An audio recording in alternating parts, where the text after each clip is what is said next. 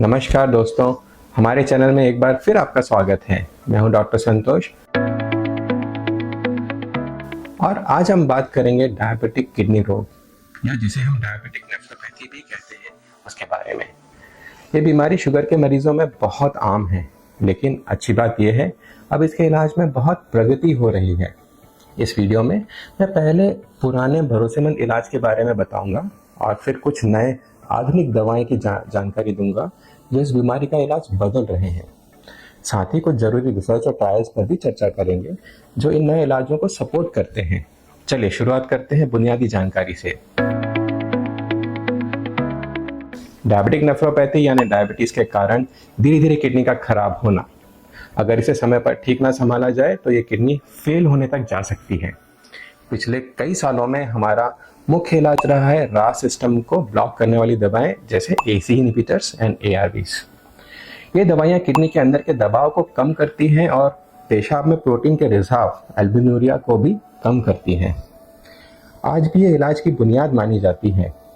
अब बात करते हैं कुछ नए और असरदार विकल्पों की जो सिर्फ शुगर ही नहीं बल्कि किडनी की सुरक्षा में भी मदद करते हैं, जिसमें पहला है SGLT2 इनहिबिटर्स।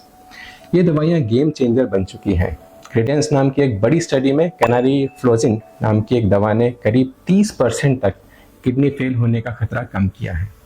ये दवाएं शरीर से यूरिन के जरिए शुगर को बाहर निकालती हैं, साथ ही किडनी के दबाव या ब्लड प्रेशर को भी कम करती हैं। 3 तरह से फायदा होता है और काफ़ी असरदार होता है। दूसरा होता है GLP-1 रिसेप्टर अगोनिस्ट। ये दवाएं शुगर कंट्रोल के लिए पहले से ही इस्तेमाल हो रही हैं, लेकिन लीडर और अवार्ड जैसी स्टडीज़ में इनके किडनी और हार्ट पर अच्छा असर दिखा गया है। ये एल्ब्यूमिनुरिया को कम करती है और कार्डियोरेनल प्रोटेक्शन भी देती है। तीसरा होता है फिनेनॉन। ये एक MRA नाम की दवा है। फिडेलियो DKD ट्रायल में देखा गया है कि रास ब्लॉकर के साथ मिलाकर फिनेनॉन देने से किडनी फेल का खतरा कम हुआ है। पुरानी MRA दवाओं की तुलना में इससे हाई पोटेंशियल का खतरा भी काफ़ी कम होता है, जिससे काफ़ी ज़्यादा सुरक्षित बन जाती है। कंबाइन थेरेपी या सबसे दिलचस्प बात यह है कि अब इन दवाओं को मिलाकर भी दिया जा सकता है। हर दवा अलग तरीके से काम करती है और किडनी का दबाव भी कम करती है, किडनी की सूजन और फाइब्रोसिस को भी कम करती है और शुगर और बीपी को भी कंट्रोल करती है। और जब इन्हें एक साथ इस्तेमाल करते हैं तो बीमारी को कई एंगल से टारगेट किया जा सकता है। इससे किडनी फेल होने का खतरा कम होता है और मरीज की जिंदगी काफ़ी बेहतर बन सकती है। लाइफस्टाइल और अवेयरनेस याद रखिए, कोई भी दवा तब तक असरदार नहीं होती जब तक लाइफस्टाइल ठीक ना हो।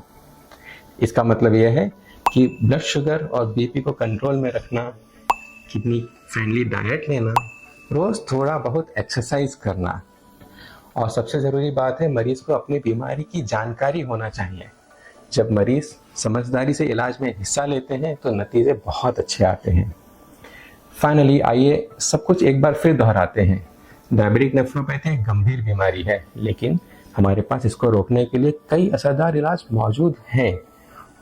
रास ब्लॉकर जैसे पुराने इलाज तो ऑलरेडी थे, लेकिन SGLT2 inhibitors, GLP-1 receptor agonist, फिनेनॉन जैसे नए विकल्प, इन सब के जरिए हम बीमारी की रफ्तार को धीमा कर सकते हैं और डायबिटिक कॉम्प्लिकेशन को कम किया जा सकता है। जब इन दवाइयों को लाइफस्टाइल के साथ जोड़ा जाता है, परिणाम और भी बेहतर होते हैं। यह वीडियो देखने के लिए धन्यवाद और अगर आपको जानकारी पसंद आई हो तो लाइक बटन दबाइए और चैनल को सब्सक्राइब करिए।